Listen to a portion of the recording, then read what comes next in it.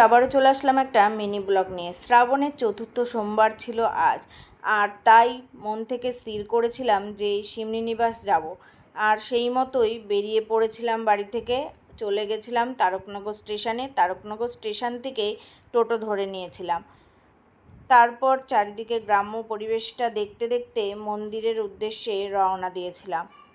ইতিমধ্যেই মন্দিরের সামনে টোটো থেকে নেমে পড়লাম, আর মন্দিরের সামনে পৌঁছে দেখি কত যে ভিড় হয়েছিল, কত যে মানুষের সমাগম হয়েছিল তা বলে বোঝানো মুশকিল।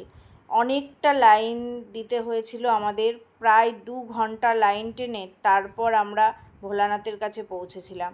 লাইনে দাঁড়ানোকালীন দেখলাম আমরা তো দাঁড়িয়ে আছি, কিন্তু ভোলানাথের অনেক ভক্তরাই কাঁধে বাঁক নিয়ে ছুটে চলেছে ভোলানাথের উদ্দেশ্যে। শুধু বাঁক না, কলসি ভরে বাঁকে জল নিয়েছে। দেখে বেশ অবাকই হচ্ছিলাম। দেখো, লাইন ধরে এগোতে এগোতে আমরা পৌঁছে গেছি মন্দিরের সামনে। আর মন্দিরের সামনে পৌঁছে একটা অবাক করা জিনিস দেখলাম। আমরা তো জানতাম যে বাড়ি থেকেই সমস্ত কিছু গুছিয়ে নিয়ে যেতে হবে, ভোলানাথকে পুজো দেওয়ার সমস্ত সামগ্রী, কিন্তু দেখলাম ওখানে গিয়ে সমস্ত কিছুই পাওয়া যাচ্ছে, দুধ গঙ্গা জল থেকে শুরু করে ফুল বেলপাতা সমস্ত কিছুই।